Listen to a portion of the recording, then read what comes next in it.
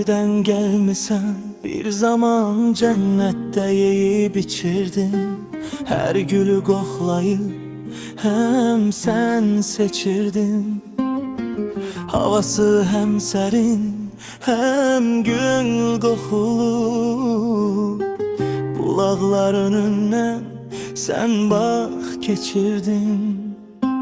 Allah'ım, Allah'ım, Allah'ım benim. Sen pak büyüksen Allah'ım benim. Allah'ım, Allah'ım, Allah'ım benim. Sana seslenirəm ucal Allah'ım. Sənə nida geldi, kim hazır olmuş? Cennetten aşağı kim hittab olmuş? Hakka bəndəliyə kim bəndə olur? Qabağa sen çıxdın ay gözəl məxluq. Gönderdi bak Xuda seni dünyaya. Dedi ki orada kal, hakka bəndə ol. Yanında dayan sen ona bəndə ol.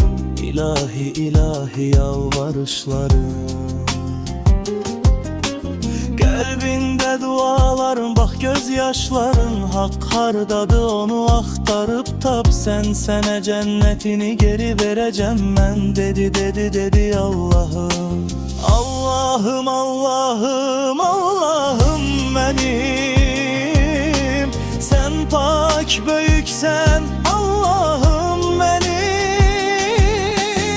Biz baktık sen hele uşak olanda, yetişip yetkin olanda sənə şəfqət verdik, rəhmətimizlə yedirdik, böyütgüt bax hünərimizlə. İndihanı o insan tayfası, söz verip sözündən dönen tayfası. İblisə bax burada qul olmusan sən, nə tez Rəbbin unutmusan sən. Ayıl hardan geldiğini hatırla biraz. Ne zaman qayıdacağını anla sen biraz. Oyan ey məxluq ay gözəl insan. Oyan ay gözəl məxluq insan. Rəbbin Allah'ına dönmək vaxtıdır. Hakka itayete gelmək vaxtıdır. Rəhim rövşəni axtarıb tapıb, onura itayet beyət vaxtıdır. Rəhim rövşən gəlmək vaxtıdır. Oyan, oyan, oyan sen, cennet qoxulu yurduna gəlmək vaxtıdır.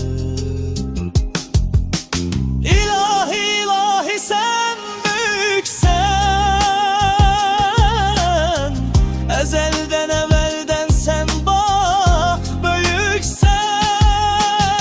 Billahsan vallahsan sen bak kerimsen.